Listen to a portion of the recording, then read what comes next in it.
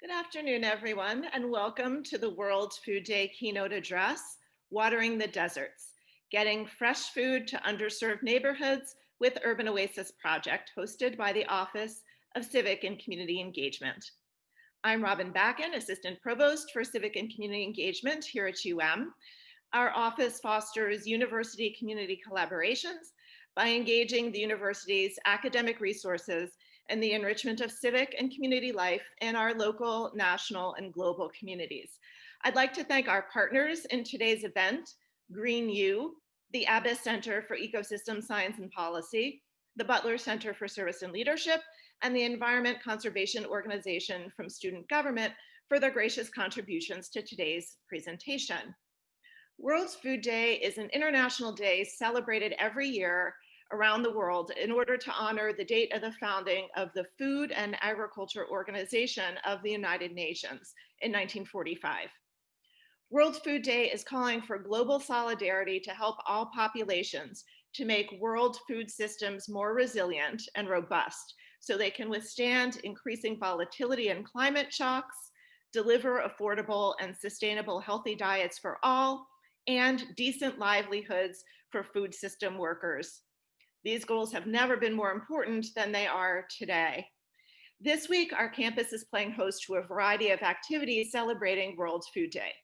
Last night, student organizations Eco Agency, Food Recovery Network, Plant-Based Canes, and the Garden Club hosted a panel discussion about the importance of food sustainability and shared how these organizations are addressing it on campus and in our local community. The Office of Sustainability launched a plant-based cooking demonstration virtual library with 2 new recipes developed by dining chef Joel Chamizo and Plant-Based Canes. These videos can be found at miami.edu/foodday, and also feel free to post about all of our Food Day events at #foodheroes and tag us at umiami_civic engagement. It's now my pleasure to introduce our keynote speakers, Art Friedrich, Ashley Varela, and Chantal Sukram from Urban Oasis Project. Art Friedrich is a dedicated food activist on many fronts. Art believes food unites us across all cultures and backgrounds. He sees his passion for healthy food as a spiritual matter, as well as a basic human right and need. He builds coalitions with diverse groups that show dedication to improving our health landscape. He co-founded the Urban Oasis Project when he moved to Miami in 2009 and has served as its president since 2015. Ashley Varela is a queer herbalist and community organizer. She has a deep passion for the land and has made it her mission to make it accessible to those most disadvantaged due to race, gender, class, and sexual orientation. As a member of FemPower, Ashley founded the Fairy Garden as an answer to climate gentrification in the heart of Little Haiti.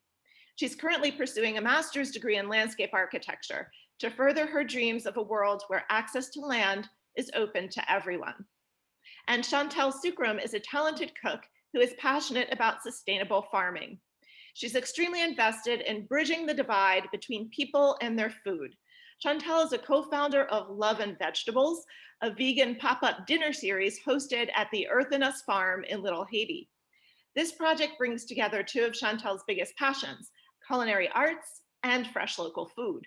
Now working with Urban Oasis Project, Chantal is literally bringing the food to the people via Friday farm pickups. You can also find her at most markets and as the chef coordinating and cooking for Urban Oasis Project's Farmers Direct Dinners. She also manages the Give Garden program, which builds raised bed gardens for families in Miami on a sliding scale basis.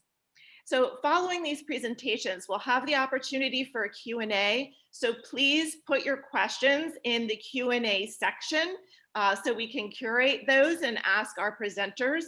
And it's now my pleasure to welcome Art Friedrich. Hi, good afternoon. Thank you so much. I'm really honored to be here to speak with you today for World Food Day. I'm Art Friedrich, the president of Urban Oasis Project. I'm also the owner and the CEO of Green Thumb Popcorn, a popcorn brand that we sell in Whole Foods.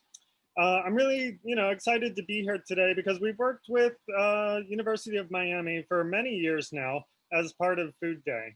providing tabling at the student resource fair that usually happens, and also providing the local fruit for the big crunch events, providing local star fruit and dragon fruit.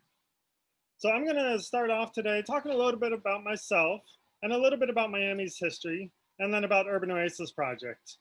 I'll then introduce Ashley Varela and Chantel Sukram, who will tell you more about their roles and motivations in Urban Oasis Project. I hope you'll find it really informative and inspiring. I know a lot of times it's easy to multitask while you're doing a Zoom meeting. So if you're going to do that, one thing to do is to go find us on Instagram and to find us on our newsletter so you can get in touch with us there and stay connected. Our website is urbanoasisproject.org, and our Instagram is also Urban Oasis Project.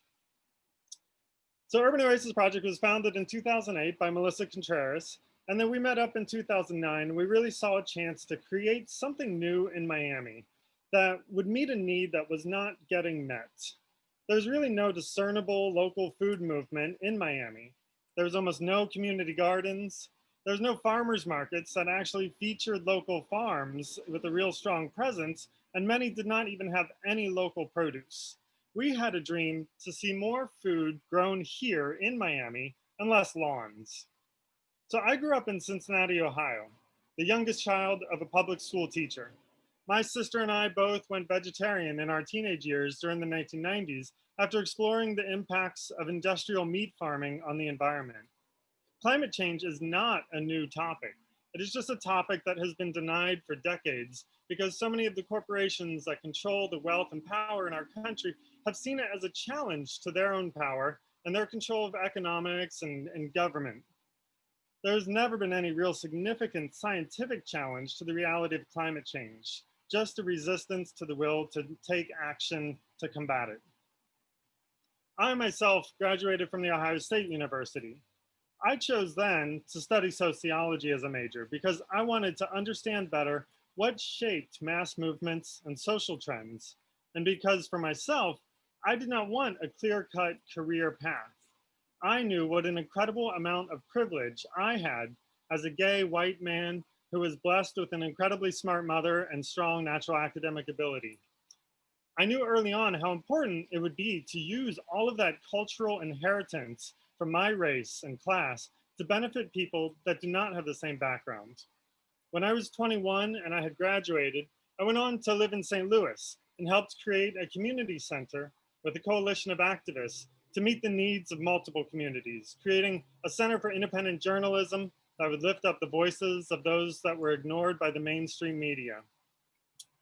Independent journalism that documented and focused on the voices of people fighting for racial justice, people challenging the police brutality that was obvious and present in St. Louis policing, people that wanted to challenge just the mainstream and corporate control of information. This was kind of the beginning stages of the internet and people really being able to have a public voice. And so one of our big fights in St. Louis then was with Monsanto, who is headquartered there. Monsanto had really led a lot of the charge for creating genetically modified organisms, crops. And so we really sought to expose some of that misinformation that they were spreading about the many untested GMO crops and about the safety, the allergens, a lot of things about it.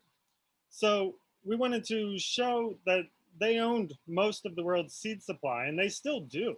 Very few companies, really just 2 or 3, own nearly the entire seed supply of the world. So they were also suing small farmers who saved their own seeds because they wanted to drive those small farmers out of business, to tighten their own grip on the control of the food system. GMO crops have had a history of being created to make more money for these big corporations than many of the heartwarming stories that they try to sell us to gain acceptance for the crops. Instead of doing things like forcing Asian countries to buy and to grow golden rice, there are many traditional diets, there are many traditional interventions like promoting the growing and eating of kalabasa, and pumpkins to meet that same nutritional deficiency for vitamin A. These nutritional deficiencies are really caused at the root by poverty, and lack of land access in the first place, which a solution of GMO crops that are owned by a corporation only exacerbates that problem rather than alleviates it.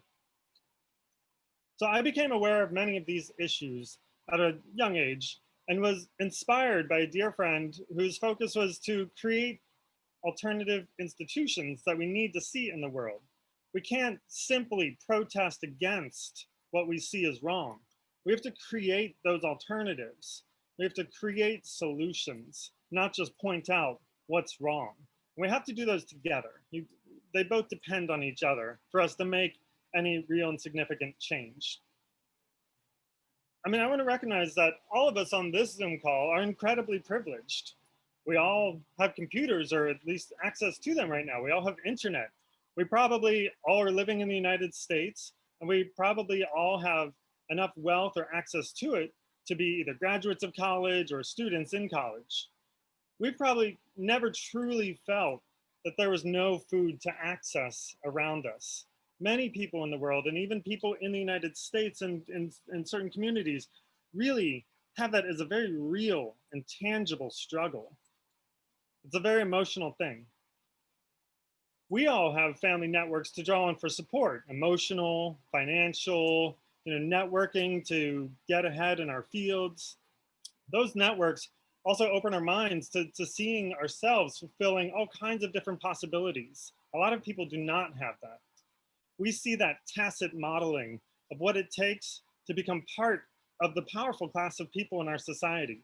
Most people of the world never see this, never have any of this. So for me, recognizing our privilege, it's not an invitation to feel any guilt though. The guilt serves no purpose. Guilt creates anger, creates resentment and denial. We have to just own that privilege, figure out what we can do to work with it, how we can utilize that, how we can leverage that to build change. Action really empowers. Building these alternative institutions is what gives us power and strength. So embracing our privileges, it's difficult, but it can really lead us to shape our own lives in ways that promote a little bit more justice and equality every day. To me, that is what it truly means to be American. I was born here. My family, my grandparents immigrated here. So we've been here since the 1910s. But to me, the American dream is not one to create wealth and privilege for the individual by stepping on everyone else on the way up.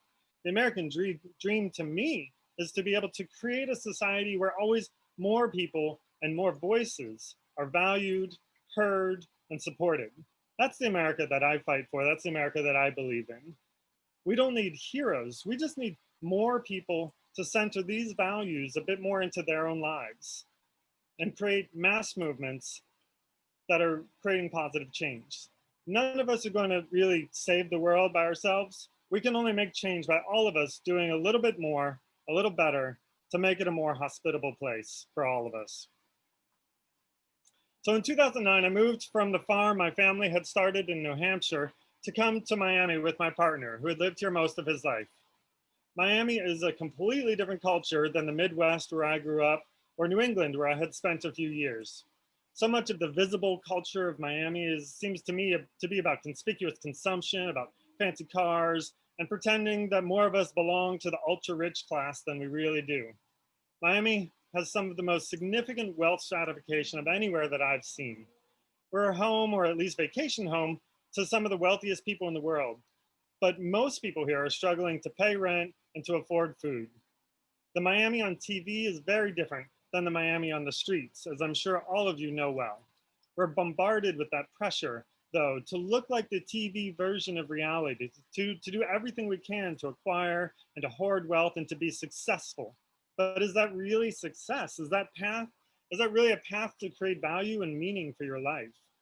Can we create new models of success that hinge on our value to the community at large while still building our own personal stability and our own path in life? So what is Miami really? When we think of Miami, do we think of all the native peoples who were here first, like the Tequestas, who had a city where Brickell stands today, and who built the Tequesta Circle at the mouth of the Miami River? Do we remember that the word Miami itself is from their native language and means big water? Like so many suburban condominium developments, we're named after the environment that existed here before people came in and destroyed it. When we think of Miami, do we think of all the Bahamians that came in the 1880s and built our original landmarks like the Vizcaya Estate and the Peacock Inn of Coconut Grove? These Bahamians had created a thriving community called Village West in Coconut Grove, even with a wall built between their community and the white community in Coconut Grove. You can still see that segregation and even remnants of that wall in Coconut Grove, although a new wave of gentrification is actively bulldozing those reminders of that history as we speak. When we think of Wynwood, do we remember that it was a Puerto Rican neighborhood for decades, home to the working class that a city cannot live without?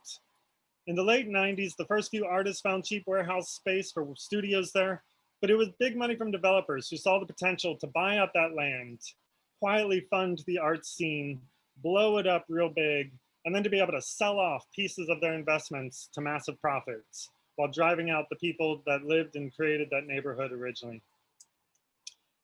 Much of Miami is also an agricultural history, which was a huge part of our economic value.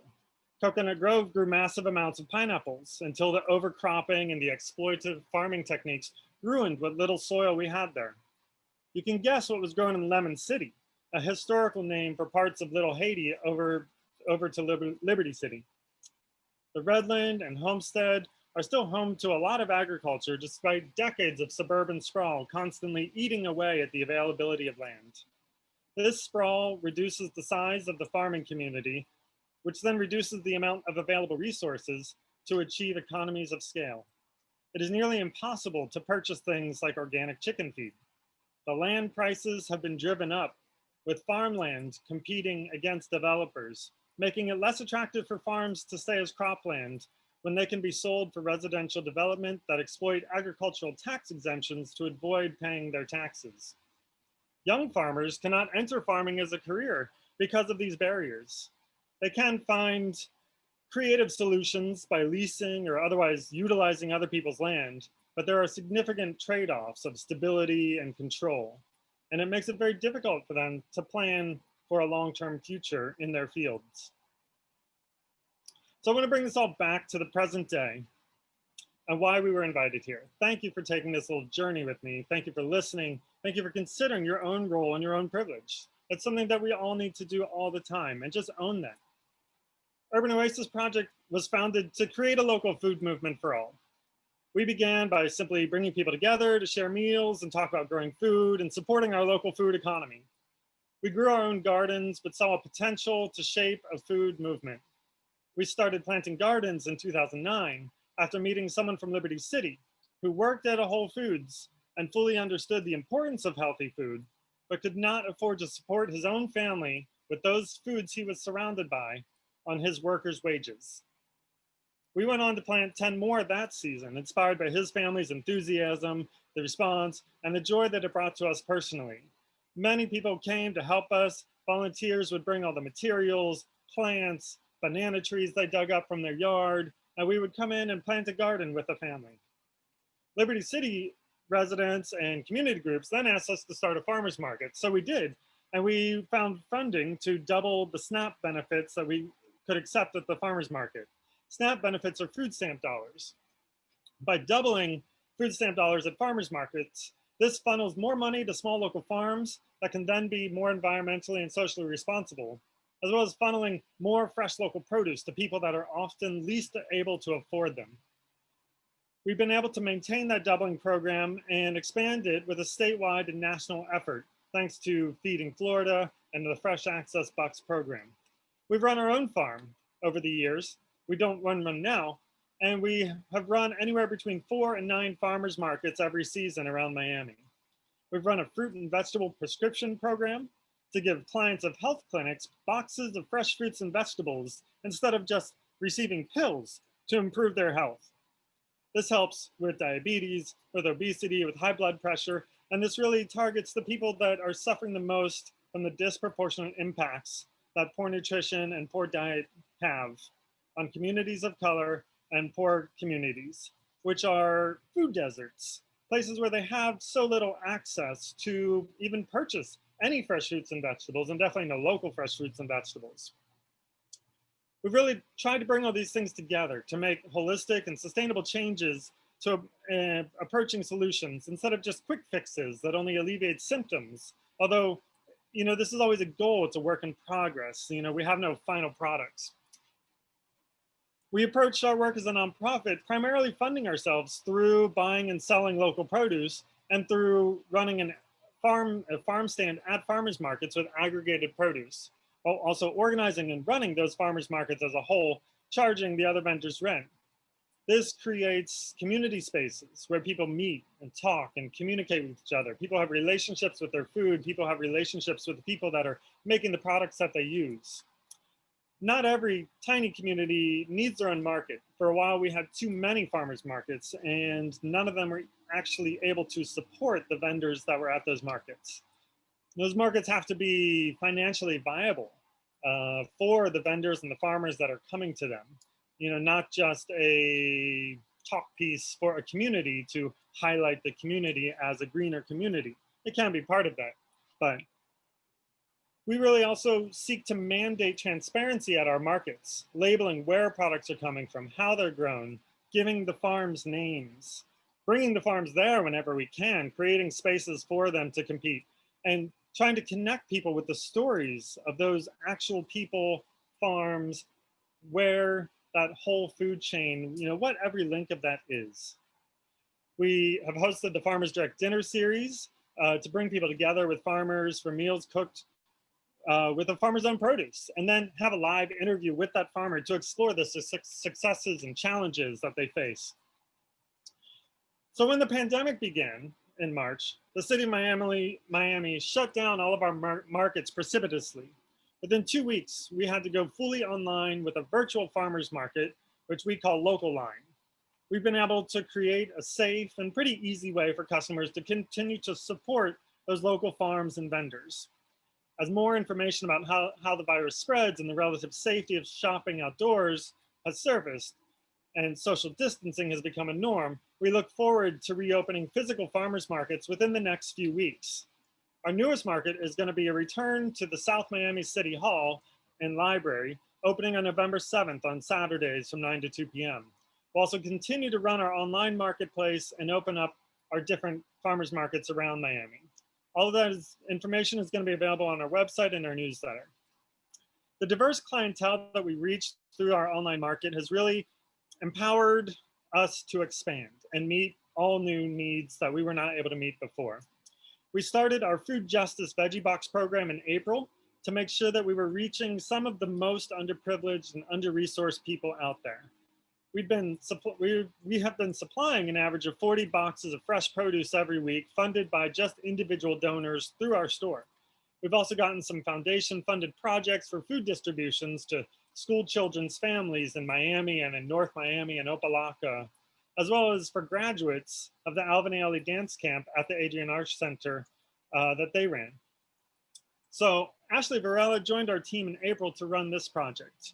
We had known her and respected her for years through her work starting the Femme Fairy Garden with FemPower, and are so happy to have her passion and input to our work.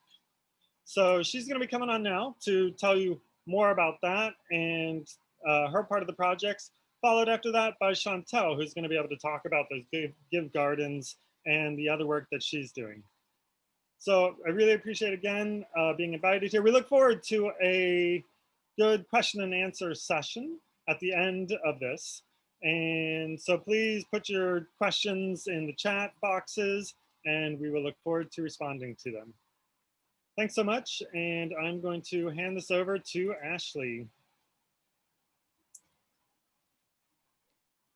Hey, all right, thanks so much. Hi, everyone. I'm Ashley. I feel so grateful to be here today and to be able to talk to you all. Like Art mentioned, I am running the Free Food Assistance Program, otherwise known as Project Maracuya. It's a joint organizational project, and that's what makes it so special. and I'm going to explain it to you all more. So at the beginning of the pandemic, it was really clear that, you know, we as nonprofit organizations that try and combat like different social issues realize that the people who are going to be the most impacted because of the crisis are going to be, you know, Black and Brown impoverished communities, you know, undocumented workers, and we wanted to target them and help them in a way that that made sense for us. And combining those efforts with Urban Oasis, FemPower, and Food Not Bombs, we created Project Maracuya. And what ended up happening is that Urban Oasis's like passion for fresh local produce and providing that to, you know, disenfranchised peoples, and then FemPower's like mission to help and serve our Black and Brown communities, and also like think about those that are most you know, neglected and forgotten. And that brings me to the carceral system and how you know, FemPower is a nonprofit organization of queer femme like abolitionists. So so we wanted so at the start of the pandemic, we created a bail fund to bail people out of jail, you know, with felony and misdemeanor charges, because staying in a jail cell during a pandemic is a death sentence, you know, and many people are there for petty crimes and can't afford bonds. So we started to bail people out at the beginning of the pandemic, and then joined Urban Oasis to help us provide aftercare for these people that, for these folks that we bailed out. We bailed out around 25 people, and with Project Maracuya, we were able to provide them with fresh produce, vegetables, cleaning products, hygiene products, clothing, and etc. For about 4 to 5 months. So it was really incredible to be able to provide that support and also engage with these people. And that's just like one group, one facet of the program. So with Food Not Bombs being a part of this project, if you are familiar or not, they feed the homeless folks like all around Miami. And with the produce that we were getting with the donations that we were getting for this program, like we would also buy you know, extra produce to make and cook food for the homeless. And we're feeding around like 300, you know, folks like every week. It was, you know, really incredible to be able to serve our most vulnerable in our communities, and to be thinking about them and creating a bridge to you know, to these resources, and to trying to help mitigate, you know, remedy some of these like problems in our communities. And I think that's what has made this program so successful, and that we've been able to do so much with so little. You know, we were working off of just like personal donations, like we haven't even had like a big fundraiser yet, even though we're working on it. And you know, the different relationships that we've been able to build with you know, different communities, you know, undocumented workers, and people who have just gotten out of ICE, and being able to like have that connection and just meet these people, like has been like really gratifying and so special. And it's more successful, I think, because it is multi-organizational. And I think that, you know, that's kind of like a model that should be looked at, you know, in the future, because, you know, on the surface level, it looks like, yes, like we're just, you know, giving people boxes of food, but it's so much more than that. And it's definitely like part of the answer to trying to solve and take care of our communities on a deeper level that, you know, like our government isn't doing for us, that nobody is doing for us. You know, we're here doing the work, and, you know, we're doing it and it's working. And you know, I just wanted to, you know, say that it's possible, and with just like this much this level of community engagement, you know, we've been able to cover so much. So yeah, so it's so important on so many different levels. And, you know, joining Urban Oasis has been such a privilege to be able to tackle, you know, and these issues. And that's such a big passion for me, you know, like working with the land, being an herbalist, and, you know, being queer and brown, and, you know, like being able to provide back in this way, and you know, help reconnect people, and, you know, to what they, you know, what was really taken from them, you know, like having access to land, and, you know, having that like knowledge, that ancestral knowledge of like being able to grow your own food, and, you know, all of that has been kind of forgotten. And I'm really happy that, like, in a way, we've been able to reconnect and help people with that process. And that's also a facet of the work that I do, you know, with community gardens and starting the fairy garden, and trying to, and also starting a program where we also build garden beds for low-income families of color, so that we can, you know, try and get back to nature and the land and self-sustainability, and why that's so important, and why that's the direction that we need to move in. So and it's this, and this is all, like, you know, interrelated and connected. So I'm just really grateful that I can do this work, and it's all, you know, worked out, and I'm doing it with like such amazing people. And I'm really excited about this new program where we're building the garden beds through FemPower. We were able to stipend two of our bailout folks, two people that we bailed out, to help us with this project and building like around 12 garden beds for different families, like in Little Haiti and Overtown. And it's been we just started the program, but it's been really fruitful and really beautiful. And I guess, like, you know, I just wanted to send that message out, that, you know, that community engagement looks, you know, takes on so many different forms, and looks so, you know, can look so different. And I just encourage all of you to, you know, join your local, you know, community organization, or, you know, find that kind of interest, and give back to the community, and help those that, you know,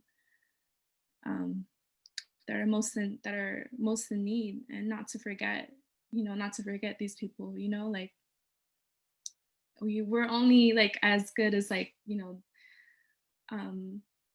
as the people who, you know, who are doing, you know, who are, I don't know how to say that, but, you know, like, I just wanted to put that out there, and I hope that that message reaches all of you. And I'm happy to be here today, and I'm going to pass it along to Chantal. Yeah, thank you, Ashley. We're having a little technical difficulty with Chantal. We're trying to get her back on the call. So I think real quick, while we give her a few minutes, maybe we can look at some of the questions and answers pieces here, and we can talk a little bit about that. And then when Chantal gets back on, we can have her give her part of the talk. So I've got a question from Ethan about GMO crops. What about the argument, the idea that GMO crops are a necessary technological improvement that the world needs to feed a growing population? He says he's been split on GMOs during college, as there's so many different arguments on each side. So yeah, I brought them up, and I'm not either 100% on either side. I think that GMO crops can have a role. I think that it's really challenging to look at where those motivations really are coming from for the development of GMO crops. I really wonder about how much environmental testing, how much safety testing has really been done. But to me, so much of it is like about really, you know, the full environmental impact. You know, a lot of the original GMO crops that created so much opposition within me were all these Roundup Ready crops that their whole promise, their whole purpose was that they were, they could withstand things like Roundup, this really toxic pesticide that, they've been getting sued for the amount of cancer it's caused, the amount of damage it's doing to the farm workers that have to be surrounded by all these pesticides. And, so it's a crop that they owned, they controlled. It allowed them to sell more product, and it really never met any of those promises. I think that we have to have multifaceted approaches to solving these problems. I think there's so much more that can be done for food insecurity in the realms of empowering people with just better sustainable farming techniques, empowering people with, alleviating poverty, giving people land access. There's so much training and resources that can be done in those ways that are going to be probably longer term, more sustainable. So, but I do think there's potential that, a lot of these emerging food technologies, that they do have a role, because we are populating the planet with more humans than ever before, and it's probably not going to change. And, we really have a lot of super hard questions about the carrying capacity of the earth for the amount of humans that we're putting on it.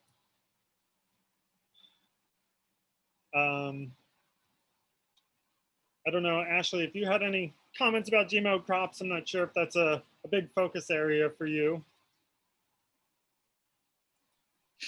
No, not really. Okay, let's look at some of the other questions we have.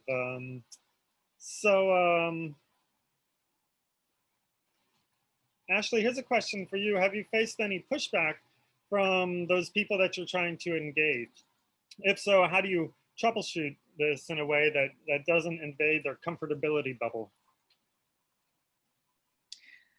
Wow, yeah, that's a really good question. And I think that was that was like one of the first things that I realized and that I learned, is that to find these families for this program, and we have like over 100 families and people on our list.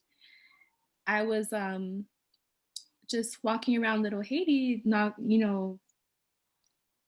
reaching out to neighbors and letting them know about this program. And Little Haiti, like people have been through a lot. It's, like so much hardship. And I think that there's a level of like mistrust, when a stranger walks up to you and is like offering you like free anything, So I think that was kind of like hard to it was really hard to mediate that, because I'm like, like I'm just trying to give you some free food, and I did get some pushback. Okay, but the way that I was able to overcome that is that you just need to establish trust with one person. It just takes one person, and then that trust like is able to reach so many more people.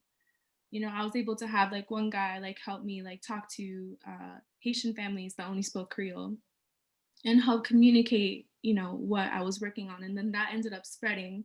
And then I ended up being able to like feed like a whole neighborhood, started delivering to this whole neighborhood. And then from there, it just kind of went from word of mouth. But that's just one,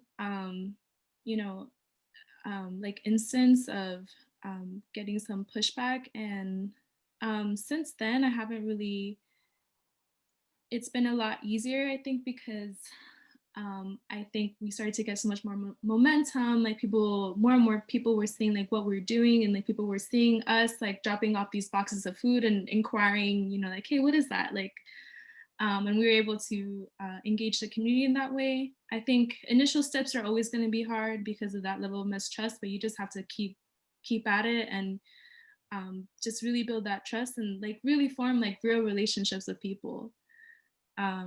Like have it be as meaningful and, as real as possible, because they're not gonna, engage with you if it's not. So that's one valuable like social, skill that I ended up learning. And now many of these people like I stay in contact with and have like really special relationships with. So yeah, I hope that Yeah. answers your question. Yeah, I think that's really great. It was something that we saw in our initial garden building program too. One of our early gardens went to this woman in a little senior community in West Liberty City. And so we just came in, and it was, kind of it was a little government-owned apartment, little housing community, but they're all like first floor. So they had like some land in between them. So we built one garden with this woman and had a nice connection with her. She was just really excited to be able to grow some of her own tomatoes and grow a few collards and some carrots. And so we put that in, but then her neighbors started asking her, and so we ended up eventually having 14 different little gardens in this one tiny little senior center. And so that's one thing that I see a lot is that um, volunteerism in Miami is very low. We have one of the lowest civil engagement rates in the country of people volunteering for nonprofits. Sometimes it can be hard for nonprofits to utilize them, to figure out places for them. And sometimes that's also because a lot of times what we need is for long-term dedicated volunteers. So we've really been blessed at farmers markets to see a lot of those, and it's a great place for us to tap in volunteers. We're definitely going to be needing a lot of community engagement to make the reopening of farmers markets safe and successful. Volunteers at the farmers markets, they help us actually set up our booths. They help us set up the market in general. They help us sell the produce. They learn the stories from us to tell to the customers and create more of a link. They do things like teaching people recipes, going in depth about different unique ingredients that you may only find at the farmer's market. Doing a lot of that educational work that farmers markets really create this fun and interesting opportunity for, to really engage and build relationships with people. That's what is really important to building communities and to being successful, with kind of nonprofit work and community benefit work is actually building relationships, being, committed with communities, being long-term, not creating these quick like flash mob solution type things. There's a place for those. Those can be great starting places. Those can be great momentum builders. But creating longer term relationships and solutions, that's really important. So really excited about the potential of bringing back the farmers markets so that we can do that. Over the pandemic, it's been hard for us because we've had to restrict ourselves and kind of quarantine ourselves and have a smaller kind of safety bubble that we work in. And really appreciate some of the volunteers that have been able to help. We've had volunteers helping do deliveries for us to some of the families. We've had some volunteers helping us pack the community boxes. So those are all really important things. As we are able to open up more, we'll be putting out those kind of volunteer opportunities on our newsletter, on our Instagram. We also have great other organizations around Miami that are doing similar things, and people can reach out to them. So people like Urban Greenworks, people like the Mustard Seed Farm, the Miami Seed Share, Finca Morada, and Grow Roots Miami. They got some start with us. They were already in food movement, and they've created their own homestead up in North Miami and have another similar garden building program that they're running as well with Grow Roots Miami. So we're really excited to partner with all these different people, all these different organizations that are on the ground in the streets doing all this kind of work. So yeah, we have been able to work with some different healthcare systems. Baptist has worked with us some, and the Jesse Trice Community Health Clinics have been really important over the years, doing the fruit and vegetable prescriptions with them. We've worked with a ton of different partners, you know, a bunch of the different universities. And so that's really important that they're, you know, and they also, like Baptist Health System has also funded the Grow to Heal Garden down in Homestead, which we had a good relationship with for a long time. And they have their own farm at the Homestead Hospital there that patients can come out and be a part of. They can use produce from, they can bring tons of school kids there to learn. So those are all really important things that are happening as well.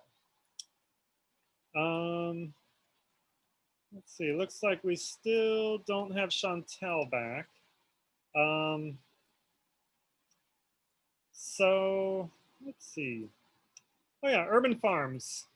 So a new part of what we're also working with, Little River Cooperative has been a partner with us for many years. We've been at their farmers markets. They've been at our farmers markets. We supply each other with you know, produce for CSAs.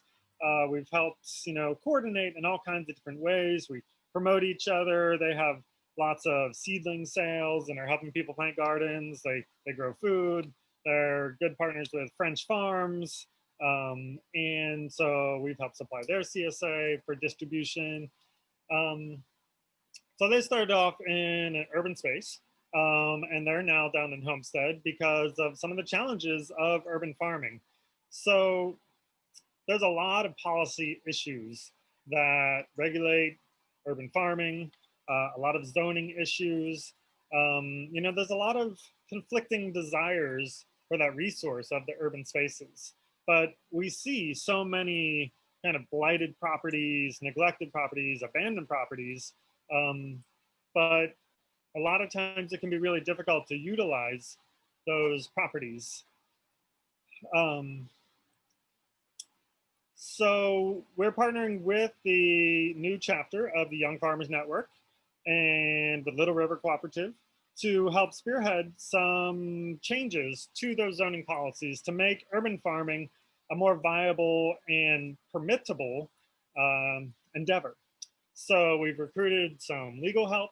So we're really trying to look at all the different issues and collect information and be presenting, you know, actual actionable legislation for the county commission and the board of zoning to implement, to really address some of these huge challenges that people have to being able to create urban farms. You know, there's been some different solutions, as well as like hydroponic solutions. Like Box Greens has created a couple of different hydroponic farms where they're using like a semi-truck trailer or like a shipping container and creating, you know, an internal farm there with fluorescent lighting and a very like contained system so that they can grow literal tons of fresh hydroponic salad greens for distribution to local farms and to farmers market customers and also they donate a lot of those for our free boxes that we give out through Project Maracuya. So yeah, there's definitely, that's a big place that people, that needs to be a mass movement. You know, that can't be, it's something that we can inform and support, but like, it's a place that, you know, we're never really going to get funding to change that policy. Like we do that policy work because it's related to what we do and to our values, but you know, that's not something that we can really make any money on. And so that's a place that's really important for a lot of people to get involved and to ask for that change, demand that change, fund that change, find different solutions to make those possible. For a long time, I was the president of the Miami-Dade Food Policy Coalition, Food Policy Council. Food policy councils are an important way that people come together to, you know, talk about those issues, look at what the problems are, see how they can address them.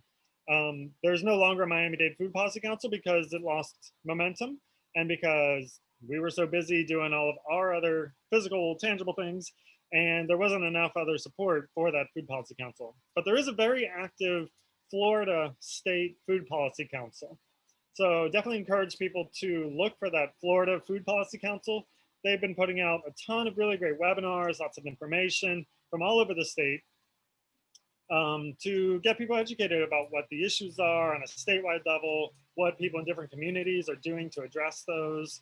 And, you know, it's a very community-driven food policy council. So there's a lot of room to tap into that and support that work.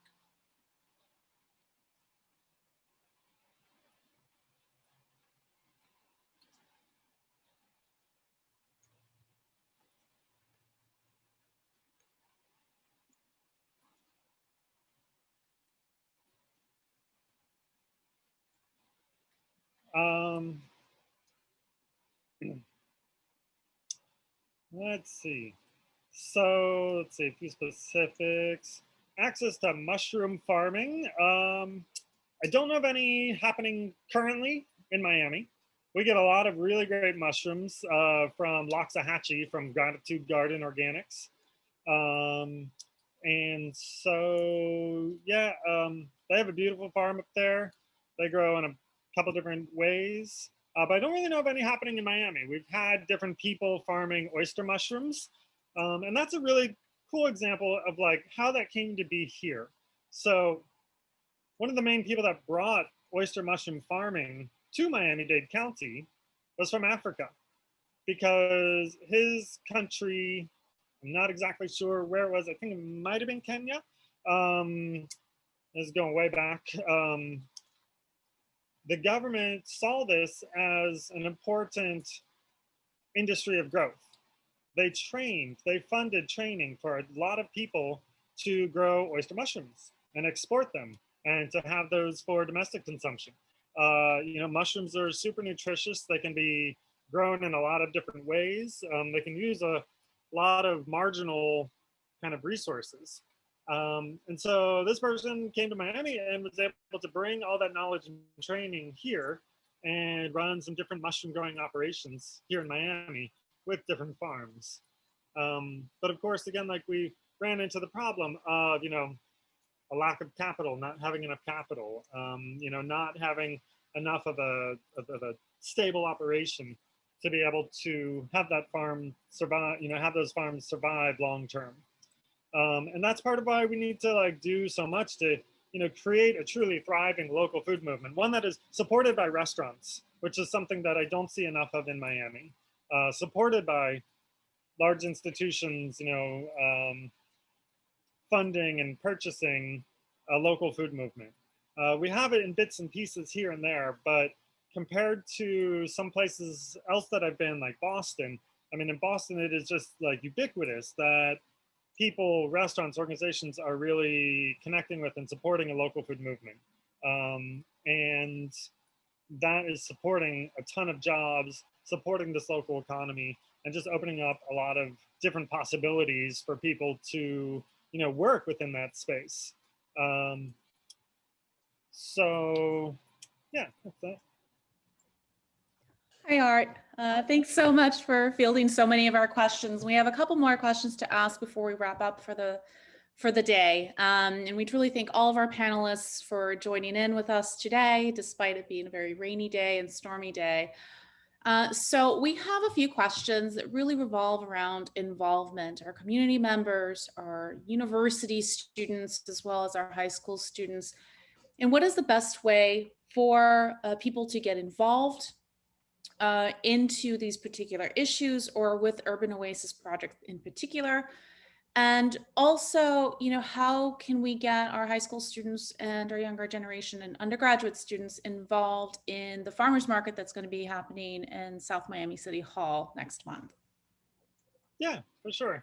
And I'll give some things, and then Ashley, if you can chime in with some other things as well and ways to get involved. Yeah, I mean, joining our newsletter is a great way to stay up to date. It comes out every Wednesday morning at 9 o'clock, and it tells about, you know, all the different things that we're up to, things that we're excited about that other, you know, groups around Miami are doing. And we will be putting out more and more, you know, kind of ways for volunteers to get involved with that. You can also just, you know, send me interests and, you know, kind of like your abilities, what you can contribute that's always welcome. We have a volunteer page on our website through the contact us page. Those go all right to me. And so we'll be trying to tap people in that way. Farmers markets, you know, we love having a community booth at the farmers market, and a organized one where different people can staff it every week. So, you know, it's not necessarily a personal weekly commitment, as long as we have people that can kind of coordinate that community schedule. A place for people to educate, people to get education, people to, you know, eventually, when we can do it again, do cooking demonstrations. You know, that's also a great thing people can do from home, is like promoting us on social media, tagging us, you know, doing their own little cooking demonstration, like doing their own educational demonstration, and just linking up with Urban Oasis Project. We love that. You know, we always, we get different recipes from people. Now that we've been doing our community supported agriculture program, people send us their recipes of fun things that they made, and we put those out in the newsletter to other people, so that we can really just, you know, have this community education, people educating each other. You know, it's really like the principle that we were founded on, is community education, and, you know, it's what we love to see the most. Well, yeah, most of the groups are on, you know, especially these days, Instagram. So Finca Marata, Grow Roots, Urban Greenworks, Fem Power, Food Not Bombs, those all are on Instagram, and of course, Urban Oasis Project. So checking people out there and like messaging through there can be a good way to get involved. Yeah, and you know, making it specific, and also like recognizing that when you volunteer for something, it is a commitment. I know that's something that many nonprofits have struggled with, is people saying they're going to volunteer for something, and volunteers not realizing how much a nonprofit may be counting on them honoring that commitment. That it should be treated like a regular job. That if you say you're going to be there, you have to show up and be on time and be ready to go. Absolutely. So I want to take a quick little pivot and get your thoughts on, what do you see as the relationship between climate change and food access, especially as it impacts Miami? Climate change has been such a big topic in the Miami area for some time. Yeah. Ashley, would you like to speak on that? Can you repeat the question, please? Of course. What do you see as the relationship between climate change and food access, especially as it impacts Miami? Well, you know, that's one of like the issues that brought me into this work, is because especially in Miami, like the rising sea levels is like hitting us pretty hard, and you can see that with, you know, the different, you know, the amount of flooding that's like happening like as like a normal occurrence now. And it wasn't hard to realize, like once I spent more time in Little Haiti and like areas of like Overtown, and just living in Miami, you know, just seeing over time, you know, gentrification just like take, you know, moving into more and more into these spaces. And I ended up learning that it's because some of these neighborhoods like Little Haiti are on higher elevation, and you know, because a lot of like, you know, high value properties are like by the water, and since that's like not really like an option anymore, like people are moving more and more into you know, into these neighborhoods. So that was really, so seeing that you know, and seeing that in real time, and how it was affecting certain neighborhoods, and how close it was to, you know, people that I really cherished and like had built relationships with, was, you know, super eye-opening. And that's why I started a community garden in response to, you know, as just like a metaphor for like taking the land back and for reclaiming you know, people's like livelihoods, and like being able to like self-sustain themselves. And I think that it's also really important, and it is the answer, because we need to, the only way through this, you know, through all these crises that like are happening, is to listen to the land. You know, the answers are there. You know, the land has been sustaining us and providing the answers for us since, you know, since the beginning. And it's only recently that we've like stopped listening and have like turned away and gone into like deep capitalism and, you know, going to supermarkets and things like that. So I thought it was a, you know, just part of the answer to getting people to grow their own food and join together in community um, to help combat like some of those issues. And I think that that's kind of the direction that I've been looking at, you know, and with my skill set. So I don't know if you want to answer too, Art. Do you have anything to add? Yeah, sure. I mean, playing off what you said, I mean, it was definitely a big inspiration for me to get involved. When I was like 24, I met this older African American activist in Richmond Heights, California, which is literally across the train tracks from Berkeley.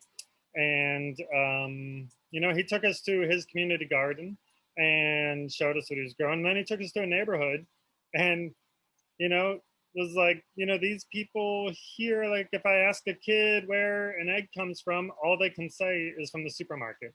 You know, they don't know that a carrot comes from out of the ground. And so we need to bring back this knowledge.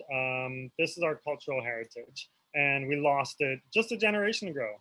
Because for him, he was like, these kids' grandparents, they know what it means to grow some food. They know what it means to have some, you know, self-sustaining gardening skills, and that's important to them. But then we lost it. You know, we lost so much in the 50s through the 80s of all that kind of knowledge. That whole generation was missed.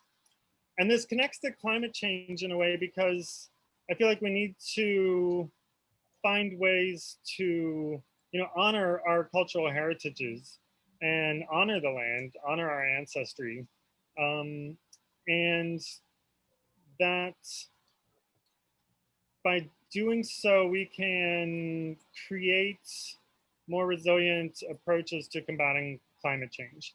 We can, by all connecting with our food systems and improving the food systems, making them more sustainable and more localized, we can make a difference. Mm-hmm.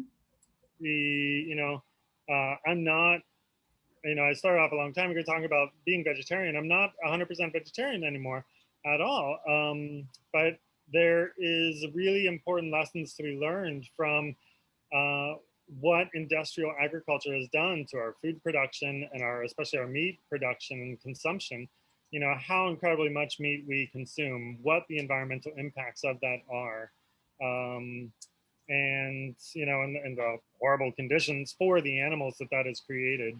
You know, in a lot of ways, mixing our, you know, kind of capitalist economy and our food system has created some really devastating and kind of inhuman and inhumane results. So we need to figure out ways to kind of reverse some of those trends, to create more humane food systems, and to reconnect with our food. Food and agriculture drive a lot of the forces of climate change. It's part of it. But it cannot be the farmers that are charged with the sole responsibility of the solutions, because it's not the farmers that created the problems. It is our mass disinvestment in agriculture. Especially in the United States, we pay less for food as a percentage of our wealth and of our income than ever before in history. So people complain about food being too expensive, but really food is cheaper than it ever has been in history.